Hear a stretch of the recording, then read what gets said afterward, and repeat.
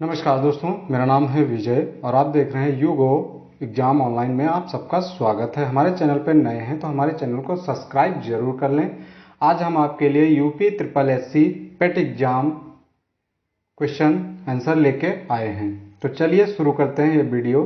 तो आपका पहला जो क्वेश्चन है, मानव शरीर में लाल रक्त कणिकाओं का निर्माण कहाँ पर होता है? मानव शरीर में लाल रक्त कणिकाओं का निर्माण कहाँ पर होता है? तो आपका सही उत्तर होगा अस्थि मज्जा में। अगला प्रश्न है, जब हम बकरी या भेड़ का मांस खाते हैं तब हम किस प्रकार के उपभोक्ता हैं? जब हम भेड़ या बकरी का मांस खाते हैं तब हम किस प्रकार के उपभोक्ता हैं? तो आपका उत्तर हो जाएगा द्वितीयक उपभोक्ता। अगला प्रश्न है, जनसंख्या का अध्ययन क्या कहलाता है? जनसंख्या का अध्ययन क्या कहलाता है? तो आपका उत्तर होगा डेमोग्राफी। अगला प्रश्न है, मनुष्य की त्वचा किस स्थान पर सबसे मोटी होती है? मनुष्य की त्वचा किस स्थान पर सबसे मोटी होती है? तो तलवे पर होती है। अगला प्रश्न है, ऊर्जा के किस रूप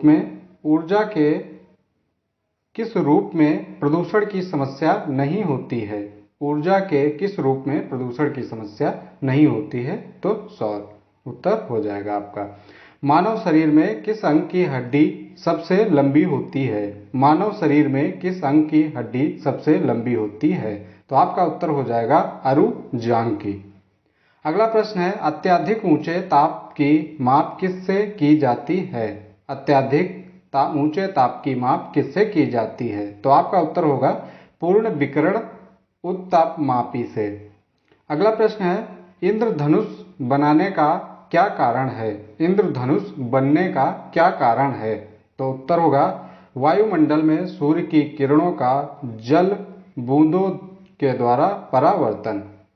अगला प्रश्न है, सूर्य का ताप किसके द्वारा मापा जाता है? सूर्य का ताप किसके द्वारा मापा जाता है? तो उत्तर होगा बैरोमीटर तापमापी द्वारा। अगला प्रश्न है, सेल्सियम तापक्रम पर जल के क्वथनांक तथा हिमांक क्या होते हैं? सेल्सियस तापक्रम पर जल के क्वथनांक तथा हिमांक क्या होते हैं? तो 100 सेल्सियस से 0 सेल्सियस तक। अगला प्रश्न है, न्यूनतम संभव ताप कितना होता है? न्यूनतम संभव ताप कितना होता है? तो 273 सेल्सियस।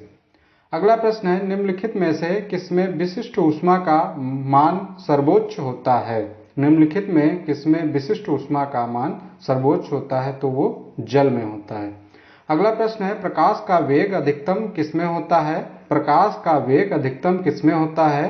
तो निर्वात में होता है।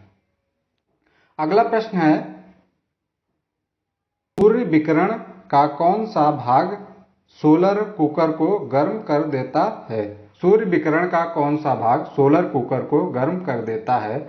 तो उत्तर हो जाएगा अवरक्त किरण। अगला प्रश्न है, ऊष्मा गति की प्रथम नियम किस अवधारणा की पुष्टि करता है? ऊष्मा गति की प्रथम नियम किस अवधारणा की पुष्टि करता है? तो ताप संरक्षण का। अगला प्रश्न है, कमरे को ठंडा कैसे किया जा सकता है? कमरे को ठंडा कैसे किया जा सकता है? तो संपीड़ित गैस को छोड़ने से। अगला प्रश्न है, ध्वनि तरंगों की प्रकृति कैसी होती है? ध्वनि तरंगों की प्रकृति कैसी होती है? तो अनुदैर्घ्य। अगला प्रश्न है, प्रकाश के चिकने पृष्ठ से टकराकर वापस लौटने की घटना को क्या कहते हैं? प्रकाश को चिकने के पृष्ठ से टकराकर वापस लौटने की घटना को क्या कहते हैं? तो प्रकाश परावर्तन कहते हैं। अगला प्रश्न है, किसी मनुष्य के शरीर का सामान्य तापक्रम क्या होता है? किसी मनुष्य के शरीर का सामान्य तापक्रम क्या होता है? तो 98 डिग्री होता है। अगला प्रश्न है, चिल्लाते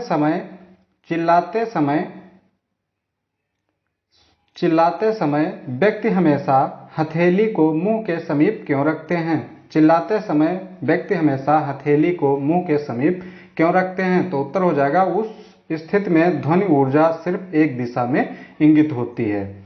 अगला प्रश्न है, समुद्री जल से शुद्ध जल किस प्रक्रिया द्वारा प्राप्त किया जा सकता है? समुद्री जल से शुद्ध जल किस प्रक्रिया द्वारा प्राप्त किया जा सकता है? तो आपका उत्तर हो जाएगा आश्वासन द्वारा। अगला प्रश्न है, राजस्थान में तांबा विशाल भंडार किस क्षेत्र में स्थित है? राजस्थान में तांबा का विशाल भंडार किस क्षेत्र में स्थित है? तो आपका उत्तर हो जाएगा खेतड़ी स्थित में। अगला प्रश्न है, भारत की प्रमुख धान्य फसल कौन सी है? भारत की प्रमुख धान्य फसल चावल है। अगला प्रश्न है, पत्तियों के दो मुख्य कार्य होते हैं। पत्तियों के दो मुख्य कार्य होते हैं, प्रकाश संश्लेषण व वाष्पोत्सर्जन। अगला प्रश्न है, डॉक्टर, चित्रकार, शिल्पकार आदि के द्वारा उपयोग किए जाने वाले कैल्शियम सल्फेट का लोकप्रिय नाम क्या है? डॉक्टर, चित्रकार, शिल्पकार आदि के द्वारा उपयोग किए जाने वाले कैल्शियम सल्फेट का लोकप्रिय नाम प्लास्टर ऑफ पेरिस है। अगला प्रश्न है, सोने के आभूषण बनाते समय उसमें कौन सी धातु मिलाई जाती है? सोने के आभूषण बनाते समय उसमें कौन सी धातु मिलाई जाती है? तो तांबा मिलाया जाता है। अगला प्रश्न है, निम्नलिखित में से सबसे भारी धातु कौन सी है? निम्नलिखित में से सबसे भारी धातु कौन सी है? तो ओस्मियम है। अगला प्रश्न है, निम्न में से आग बुझाने वाली गैस कौन सी है? निम्न में से आग बुझाने वाली गैस कौन सी है? तो कार्बन डाइऑक्साइड। रात्रि में पेड़ के नीचे सोना हानिकारक होता है क्योंकि पेड़ क्या छोड़ते हैं? कार्बन डाइऑक्साइड छोड़ते हैं। अगला प्रश्न है, मानव शरीर में प्रचुर मात्रा में कौन सा तत्व होता है? मानव शरीर में प्रचुर मात्रा में कौन सा तत्व पाया जाता है? तो ऑक्सीजन पाई जाती है। अगला प्रश्न है, टमाटर सॉस में पाया जाता है। टमाटर सॉस में क्या पाया जाता है? तो एसिटिक अम्ल पाया जाता है। अगला प्रश्न है, बायोलॉजी के जन्मदाता के रूप में किसे जाना जाता है? बायोलॉजी के जन्मदाता के रूप में किसे जाना जाता है? तो अरस्तु को जाना जाता है। अगला प्रश्न है, किस पौधे का फल भूमि के नीचे पाया जाता है? किस पौधे का फल भूमि के नीचे जमीन के अंदर पाया जाता है? तो वो मूंगफली का फल जो है जमीन के अंदर पाया जाता है। अगला प्रश्न है, कोशिका को एक निश्चित रूप कौन प्रदान करती है? कोशिका को एक निश्चित रूप कौन प्रदान करती है? तो कोशिका भित्ति। अगला प्रश्न है, पत्तियों को हरा रंग किसके द्वारा प्राप्त होता है? पत्तियों को हरा रंग किसके द्वारा प्राप्त होता है? तो क्लोरोप्लास्ट के द्वारा। अगला प्रश्न है, राष्ट्रीय पर्यावरण अभियांत्रिकी संस्थान कहाँ स्थित है? राष्ट्रीय पर्यावरण अभियांत्रिकी संस्थान कहाँ स्थित है? तो वो नागपुर में स्थित है। अगला प्रश्न है, भूरी क्रांति किससे संबंधित है? तो भूरी क्रांति उर्वरकों के उत्पाद से संबंधित है। अगला प्रश्न है, मादा पशुओं में पैदा होने वाला कौन सा हार्मोन अधिक सक्रिय होता है? तो वो ऑक्सीटोसिन होता है। अगला प्रश्न है, भारत का कौन सा राज्य एशिया की अंडे की टोकरी के नाम से जाना जाता है? भारत का कौन सा राज्य एशिया की अंडे की टोकरी के नाम से जाना जाता है? तो ये मोस्ट इंपॉर्टेंट क्वेश्चन है, इसको आप ध्यान से पढ़ लीजिए। तो वो है आंध्र प्रदेश। अगला प्रश्न है, भारतीय पशु चिकित्सा अनुसंधान कहाँ स्थित है? भारतीय अनुसंधान चिकित्सा कहाँ स्थित है? तो ये बरेली में स्थित है। अगला प्रश्न है, लाल क्रांति किससे संबंधित है? लाल क्रांति किससे संबंधित है? तो वो मांस उत्पादन से संबंधित है। अगला प्रश्न है, मुर्गियों की सबसे खतरनाक बीमारी कौन सी है? मुर्गियों की सबसे खतरनाक बीमारी कौन सी है? तो वो रानीखेत है। अगला प्रश्न है, दूध का घनत्व किस यंत्र की सहायता से ज्ञात किया जाता है? दूध का घनत्व किस यंत्र से ज्ञात किया जाता है? तो लैक्टोमीटर से ज्ञात किया जाता है। अगला प्रश्न है, भारत में सर्वाधिक पशुधन किस राज्य में पाया जाता है? भारत में सर्वाधिक पशुधन किस राज्य में पाया जाता है? तो वो उत्तर प्रदेश में पाया जाता है।